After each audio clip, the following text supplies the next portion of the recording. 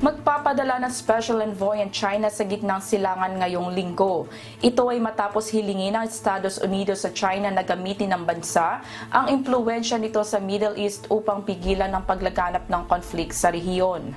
Pangungunahan ni Chinese Special Envoy Jia Jian ang delegasyon, kasama rin nito si Chinese Foreign Ministry spokeswoman Mao Ning. Ayon pa sa tagapagsalita, layunin ng pagbisita na mapagsama-samang international consensus, himukin ang partidong sangkot na itigil ng labanan, pakalmahin ang sitwasyon at lumikha ng kinakailangang mga kondisyon para sa political settlement. Umaasa naman ang Washington na ang pakikipagkaibigan ng China na makakatulong ang Iran na isang taga-suporta ng Hamas na mapakalmang hidwaan sa pagitan ng Israeli at Palestinian. Ito ay lalo pat ang Beijing ang namagitan upang pakalmahin ang tensyon sa pagitan ng matagal ng magkalabang Tehran at Riyadh noong unang bahagi ng taong ito.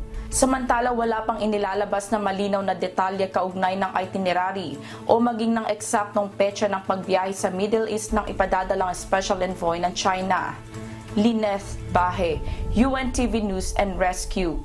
Diyos ang aming sandigan, serbisyo publiko ang aming pinahahalagahan.